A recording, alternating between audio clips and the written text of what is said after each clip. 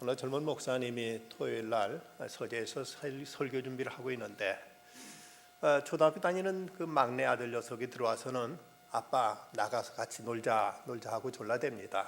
그러자 이 목사님이 지금 아빠는 설교 준비하고 있으니까 오늘은 안 된다 하고 이렇게 타일렀습니다. 그런데 이 아이 녀석이 막무가내로 아빠 손을 끌면서 아빠 나가서 놀자 하고 때를 씁니다. 이 목사님이 참다 못해서 야 인마 아빠 지금 설교 준비하고 있다니까 너 혼자 나가 놀아 하고 소리를 버럭 질렀습니다. 했더니 이 녀석이 밖으로 나간 문을 쾅 닫고 나가면서 한마디 내뱉는 말이 에이씨 설교도 되게 못하면서 말하더랍니다.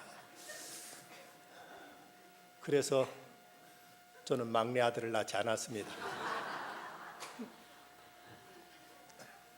여러분 세계에서 제일 큰 나무가 얼마나 크고 어디에 있는지 혹시 아십니까? 미국 레이크우드 내셔널 파크에 있는 아메리칸 삼나무로서 그 키가 무려 115.6m라고 합니다. 115.6m. 그런데 우리나라에서 제일 큰 나무는 저 용문산에 있는 은행나무인데 그 나무의 높이는 42m입니다.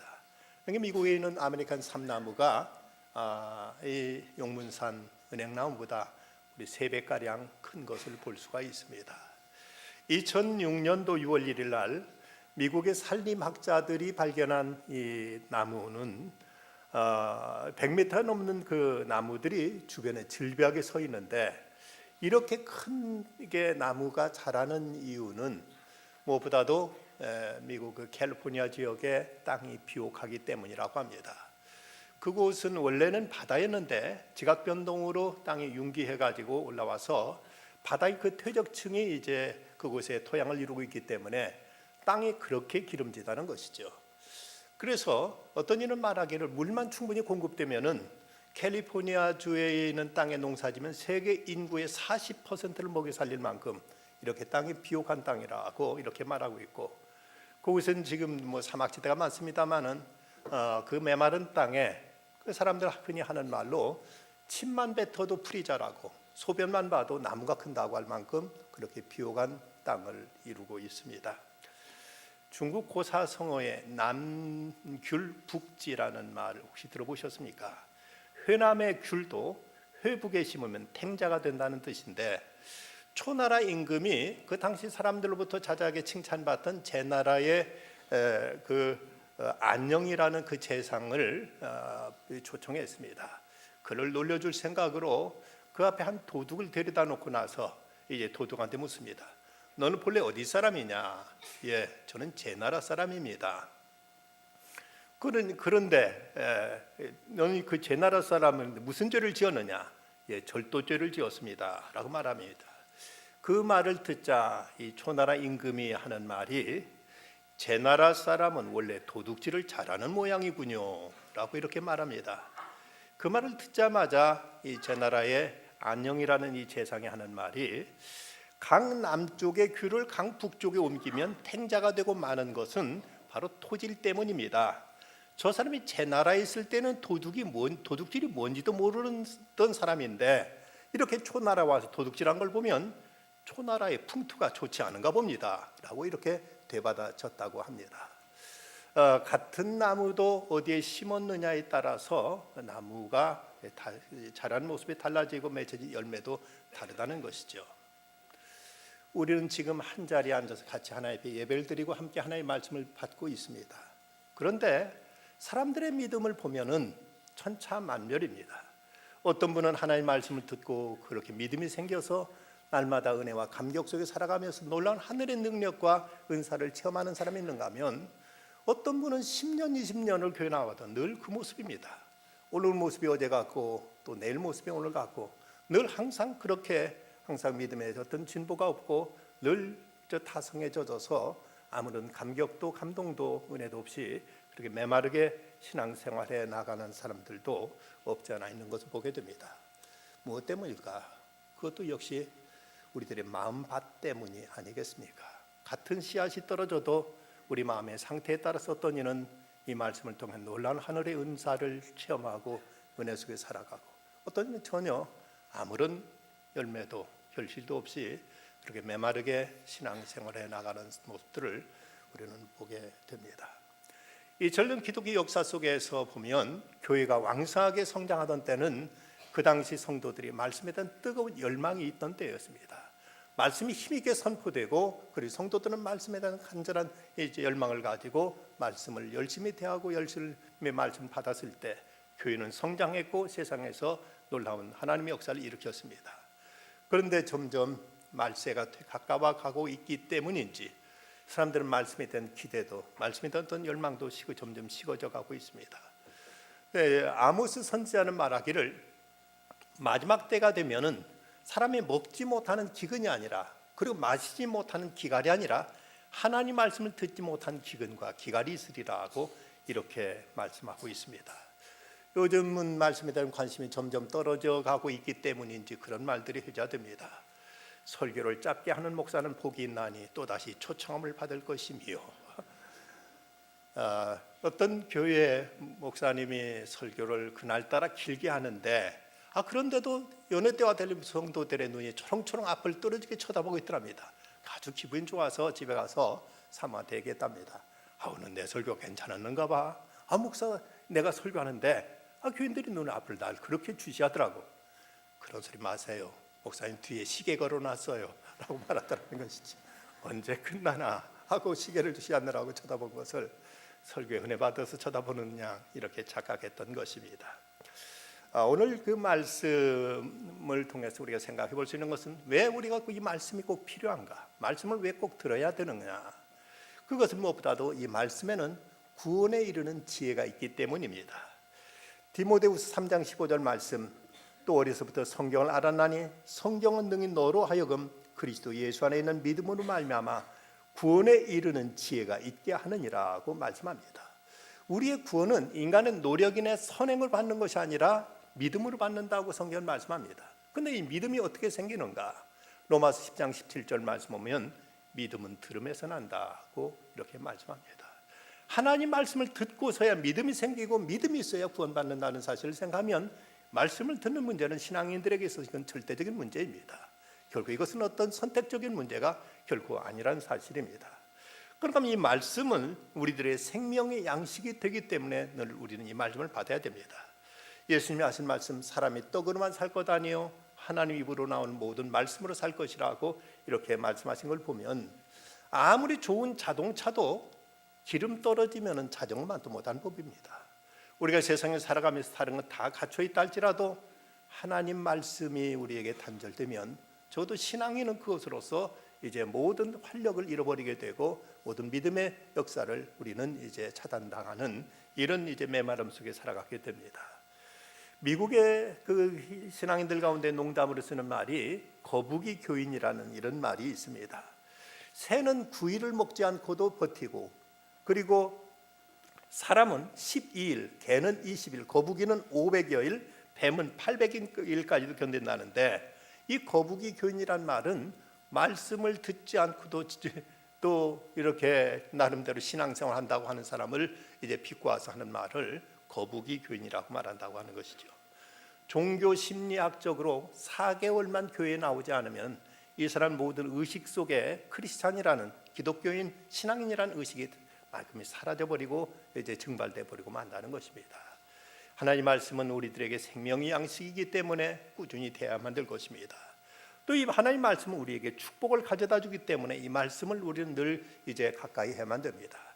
이 예언의 말씀을 읽는 자와 듣는 자와 그 가운데 기록한 것을 지키는 자는 복이 있나니 때가 가까움이라. 요한계시록 1장 3절 말씀입니다.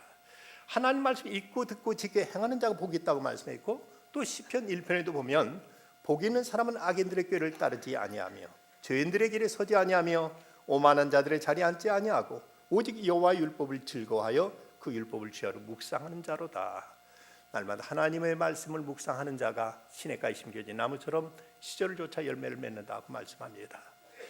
지난 1968년 1월 23일 저 동해상에서 정찰 활동을 펴던 미국의 정보 수집함 푸에블로호가 북한의 초계정 내척과 미국의 그 여바의 원산항으로 끌려가게 됩니다. 그리고 거기서 무려 약 11개월가량 억류되었다가 같은 해 12월 23일 82명의 생존자와 1명의 시신과 함께 판문점을 거쳐서 이제 송환되었습니다. 그런데 그곳에 11개월 동안 저들이 억류되어 있는 동안 저들은 어떤 읽을 거리도 주어지지 않았다고 합니다. 그야말로 지옥과 같은 상황 속에 날마다 어떤 불안과 두려움이 엄습해 왔는데 어떻게 그 11개월을 견뎌냈냐 물었더니 이런 얘기였습니다.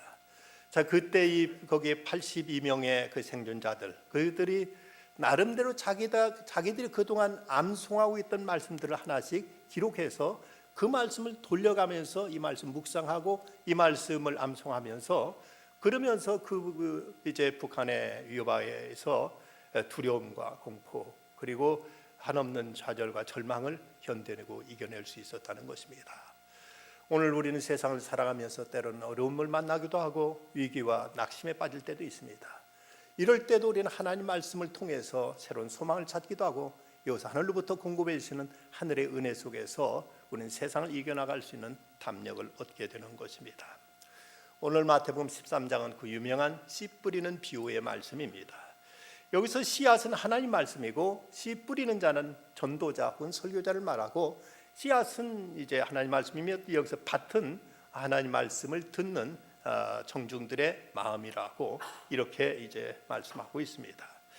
거기서는 말씀이 좋고 나쁘고는 전혀 문제가 되지는 않습니다. 말씀은 절대적인 것으로서 이 말씀이 어떤 밭에 뿌려지느냐에 따라서 30배, 60배, 100배의 결실을 거두기도 하고 어떤 경우는 그 말씀이 흔적도 없이 사라져버린다고 이렇게 말씀하고 있습니다.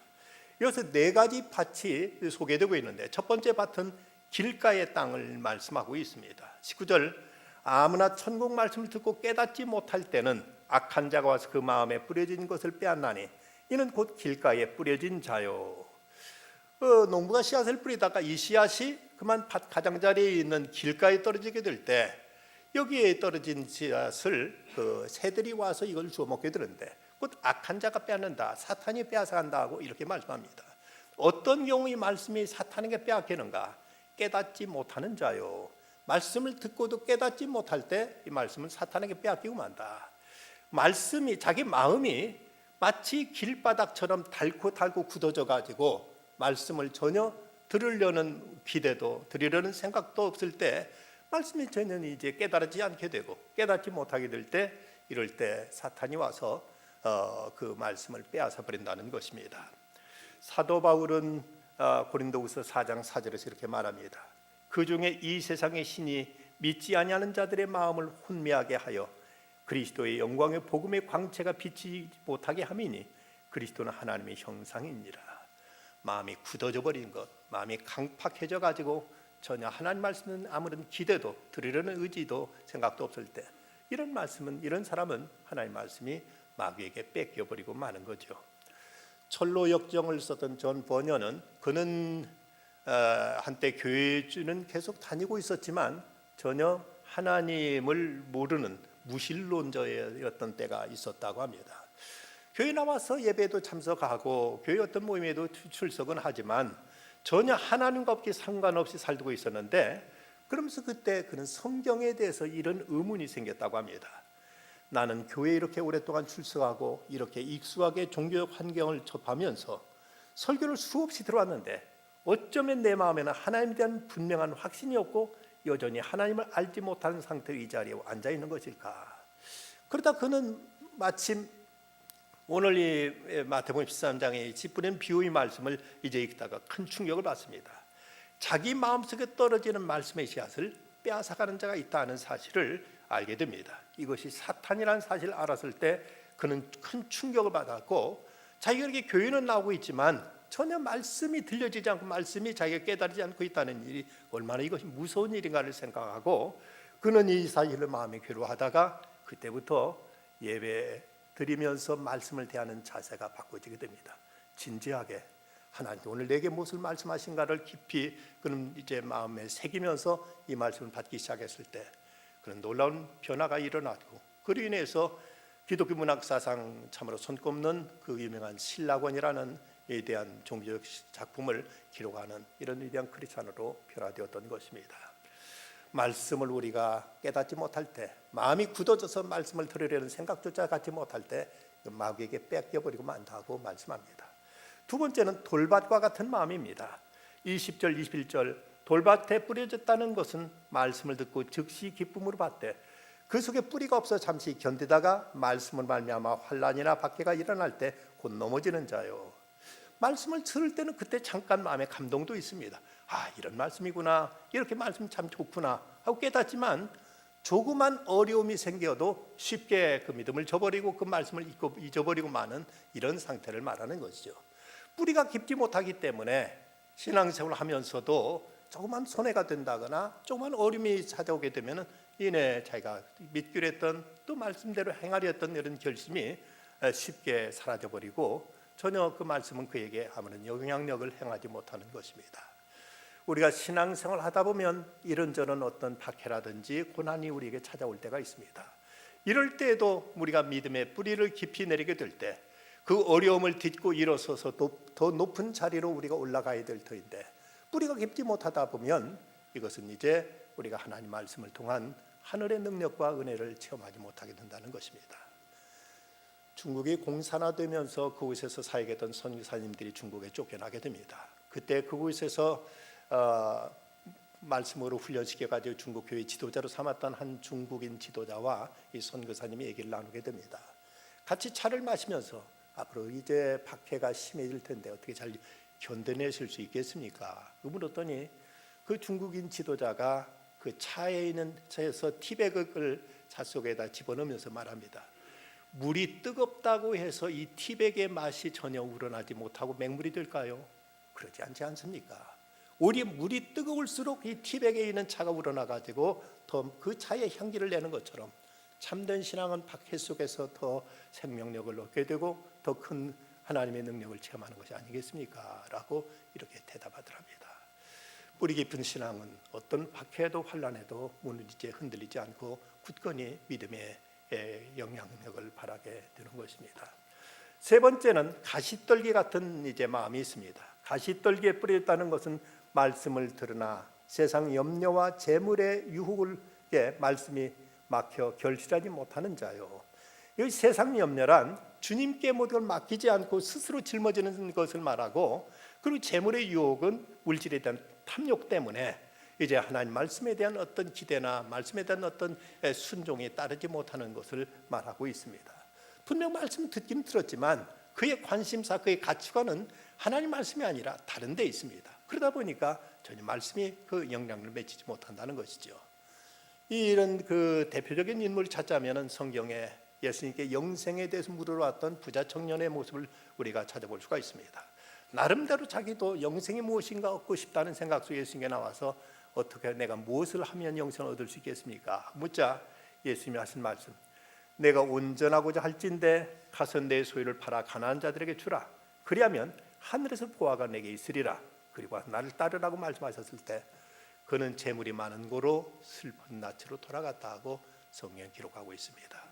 세상에 대한 어떤 열망들, 어떤 물질과 또 세상 근심 걱정으로 인해서 전혀 하나님 말씀이 우리 속에 뿌리를 내리지 못하고 가시떨기처럼 이제 끝내 시들어버리고 만다고 말씀합니다. 네 번째가 이제 좋은 땅을 말씀합니다. 23절 좋은 땅에 뿌려졌다는 것을 말씀을 듣고 깨닫는 자니 결실하여 어떤 것은 100배, 어떤 건 60배, 어떤 건 30배가 되느니라고 말씀합니다. 그럼 여기서 좋은 땅은 어떤 땅인가?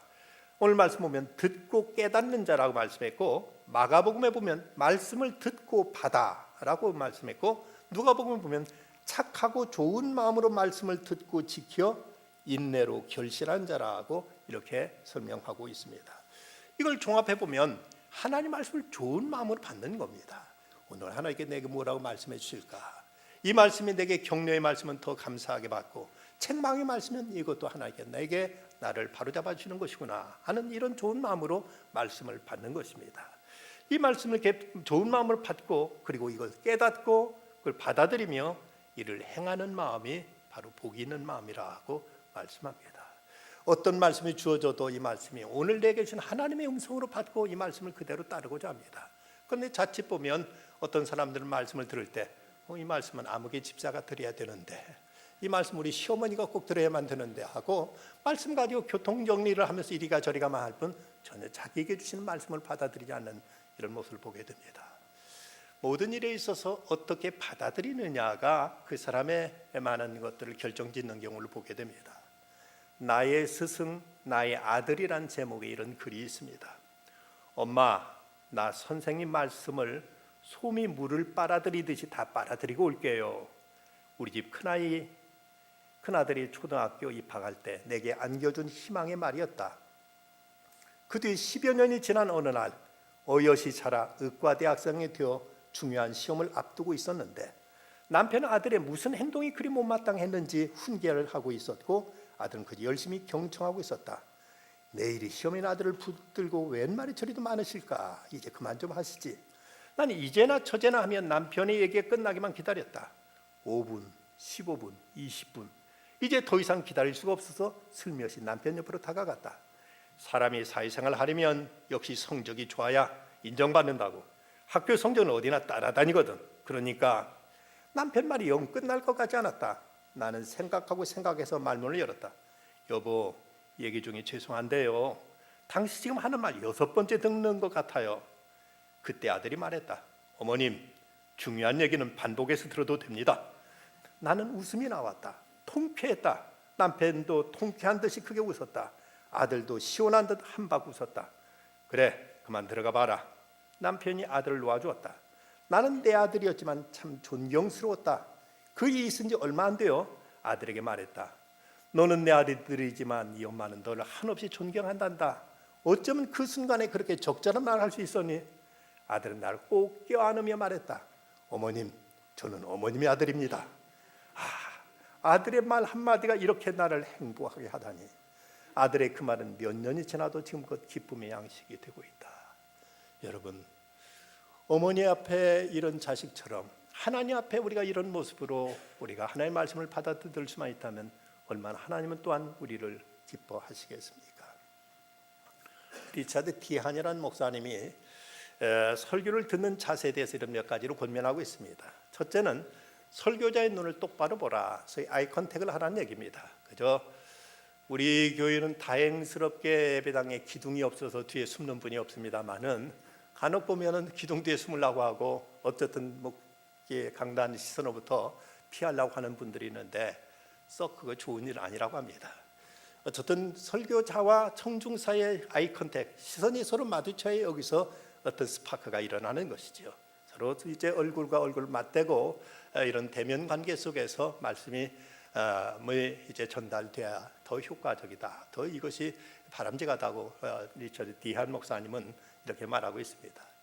어떤 미국 교회 청년한테 당신의 교회 목사님은 눈이 무슨 색깔입니까? 물었더니 글쎄요, 목사님이 설교할 땐 내가 눈 감고 목사님이 기도할 때는 목사님 눈 감고 무슨 색깔인지 모르겠는데요 라고 말하더라는 것입니다. 여러분, 서로 얼굴과 얼굴 맞대고 말씀을 대해야 된다고 리처드 디안 목사님 말합니다. 두 번째는 말씀이 은혜될 때는 그 말씀을 전하는 이에게 감사를 표하라고 이렇게 말합니다. 우리 한국 사람들은 감정 표현이 참 둔하거나 서툴거나 어색하거나 참 이제 잘 못하는 모습 봅니다.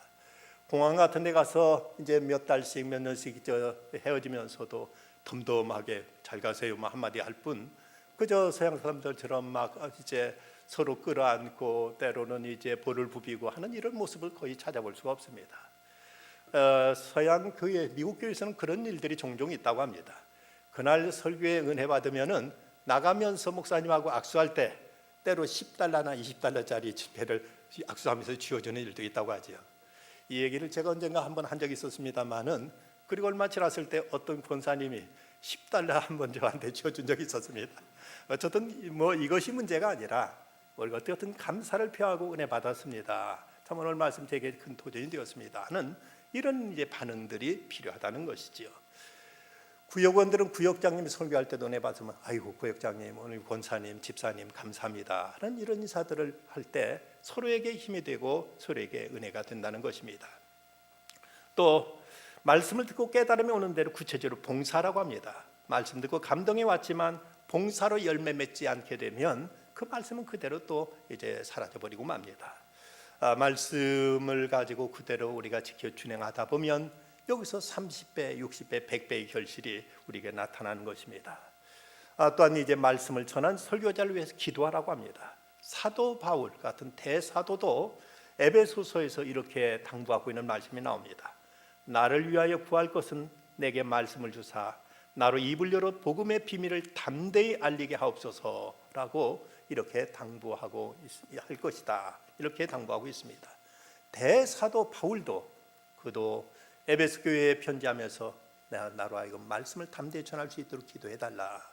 이렇게 간곡히 당부하고 있는 걸 보면 저도 성도들의 이런 기도를 통해서 설교자는 더 힘있게 더 담대히 말씀을 외칠 수 있고, 그런가 하면 이렇게 기도하는 사람들의 마음문이 열려서 그런 사람들에게 더 말씀이 은혜롭게 역사하기 때문에 말씀을 전하는 자를 위해서 기도하라고 당부하고 있습니다. 목사의 설교는 하나님의 말씀을 사람의 말로 담아서 전하는 것이기 때문에 여기에 인간의 말이 섞일 수가 있습니다. 그런데 금광석은 돌 속에 금이 들어있는 것을 금광석이라고 하는데 여기에는 금도 들어있고 돌도 함께 들어있습니다. 그런데 어떤 사람은 그 목사의 설교 속에서 금을 찾는 사람이 있는가 하면 어떤 사람은 자꾸 돌만 찾는 사람도 있습니다. 말씀을 통해 하나님이 이 말씀을 통해 지금 내게 무엇을 말씀하시고자 하실까, 하나님의 말씀의 뜻이 무엇일까를 생각하는 사람이 있는가 하면 그 말씀 가지고 자꾸 이것은 이제 왜 또 설교로 까느냐, 왜 설교로 왜 누구 이제 뭘 하느냐 하고 이렇게 자꾸 좋지 않은 쪽으로만 생각해서 전혀 내게 믿음의 유익을 가져다 주지 못하는 이런 일들이 있습니다. 이런 건 참 대단히 지혜롭지 못한 태도일 수밖에 없는 것이죠. 세계적인 주차 빌딩 전문 건축회사인 팀 하스라는 회사가 미국에 있는데 이 회사의 회장은 하형록이라는 재미 교포입니다. 이분은 델라웨어 밸리에서 2012년도 올해 엔지니어상을 받은 분이고 오바마 행정부에서는 건축과학 분야 자문위원이 되기까지 한 분입니다. 목사인 아버지를 따라서 어렸을 때 미국으로 이민 가서 거기서 건축 구조학을 전공하고 29살 나이에 주차 빌딩 건축 설계회사인 워커사의 중역의 자리까지 올랐습니다. 그런데 33살이 되었을 때 살아날 확률이 25%에 불과했던 심실빈맥이라는 심장병에 걸렸는데 그가 2번의 심장 이식 수술을 받아서 기적적으로 살아나게 됩니다. 그 살아나자 잠언서 31장에 얻은 성경의 원리를 그대로 실천하면서 우리는 어려운 이웃들을 돕기 위해 존재한다는 회사의 사원을 걸어놓고 그리고 믿음으로 팀 하스라는 회사를 그는 이제 시작했습니다. 그러면서 그가 회사 경영을 통해서 얻었던 여러 가지 체험과 그리고 성경 말씀 잠언서 31장에서 얻었던 그 비즈니스의 어떤 지혜들 이걸 모아가지고 성경대로 세상 살기라는 이런 책을 썼습니다. 그 책에서 이런 얘기가 소개되고 있습니다. 전에 우리가 전보가 이동통신의 가장 먼 거리를 소식을 전하는데 가장 유용하게 쓰여졌던 시절에 이때 전보를 칠 때는 몰스보를 썼습니다. 똔똔똔똔똔 하고 이제 이 무전을 통해서 이제 통신하던 때 어느 그 전보 회사에서 사원을 채용한다고 해서 7명이 그 응시하면서 그 회사에 갔습니다. 그런데 그 회사에 이제 대기하고 있는데 막 시끄럽고 사람들 왔다 갔다 분주한데 그런데 갑자기 그중에 청년 하나가 벌떡 일어나더니 중역실로 들어가는 것입니다. 들어갔다가 좀 있으니까 나올 때 거기 있는 그 중역이 오늘 입사 시험은 이 사람이 합격됐습니다. 여러분들은 그냥 돌아가시기 바랍니다. 라고 이렇게 말합니다. 그저 다른 6명이 그 얘기를 듣고는 아니 우리한테는 말도 않고 이 하나만 들어와 가지고 걔만 합격했다고 하니 이거 불공평하게 어떻게 이런 일이 있을 수 있습니까? 하고 이렇게 항의를 합니다. 여러분 분명히 여러분들에게도 똑같이 들을 수 있도록 모르스포로 이것을 들은 사람은 사무실로 들어오시오 라고 했고 들은 대로 이 사람은 자기가 알아들어서 여기 합격한 것입니다 하고 이렇게 얘기를 하니까 아무 더 이상 거기에 대해 무슨 말 할 수 없었습니다. 그러면서 이 하영록 회장은 그런 얘기를 하고 있습니다. 하나님은 하나님의 사랑, 위안 그리고 기회의 몰스부호를 우리 모두에게 끊임없이 보내신다. 우리가 하나님께 순종하고 그분을 두려워할 때 성령님이 독수리 날개쯤에 올라감 같이 강한 힘을 주신다. 성령으로 충만해진다. 그때 세상의 소음과 잡담 가운데 하나님의 세미한 음성이 들린다. 하나님의 음성에 포커스할 수 있게 된다. 이것이 성령님의 지혜다. 여러분, 지금 이 시간에도 어쩌면 그 몰스푸처럼 하나님의 계시는 계속 우리에게 주어지고 있습니다. 알아듣는 사람은 그 말씀에 응답하면서 놀라운 하늘의 부르심 앞에 우리는 거룩한 신의 음성을 듣게 되고 하나님의 소명 앞에 서게 되는 것입니다. 그러나 그 하나님의 계시 음성을 듣지 못하게 되면 우리는 맥없이 왔다 그냥 돌아가 버릴 수 있는 이런 이제 위험이 있음을 우리는 알아야만 됩니다. 하나님은 오늘도 우리에게 말씀하고 계십니다. 이 말씀을 어떤 마음을 어떻게 받느냐에 따라서 30배, 60배, 100배 결실을 거두기도 하고 어떤 경우는 마귀한테 빼앗긴 채 아무것도 얻지 못하고 그저 한 시간 때우고 가는 경우도 있을 수 있는 것입니다. 참된 신앙이란 자기 확신이 아니라 말씀에 대한 청종이라고 합니다. 내가 이렇다 저렇다가 문제가 아닙니다. 하나님이 내게 뭐라고 말씀하셨느냐, 그리고 여기에 대해 어떻게 내가 순종하느냐, 이것이 바로 우리의 믿음의 핵심입니다. 하나님 말씀을 듣고 순종하는 중에 깨닫고 순종해 나갈 때 여기에 우리는 상상치 못했던 30배, 60배, 100배의 결실은 열매 맺게 될 것입니다. 이사야서 55장 3절, 너희는 귀를 기울이고 내게 나와 들으라. 그리하면 너희 영혼이 살리라. 내가 너희를 위하여 영원한 언약을 맺으리니 곧 다윗에게 허락한 확실한 은혜이니라. 기도하십시다. 걸어가신 아버지 하나님, 오늘도 이렇게 주의 전을 불러주셔서 말씀 앞에 있게 하심을 감사합니다. 마지막 때는 말씀을 듣지 못하는 기근과 기갈이 있으리라고 말씀했는데 아직까지 저에게 이 말씀이 허용되고 허락됨을 감사합니다. 저희 마음이 옥토가 되어서 저희 안에서 30배, 60배, 100배의 결실을 거두는 복된 심령들 다 되게 하여 주시옵소서. 예수님의 이름으로 기도드리옵나이다. 아멘.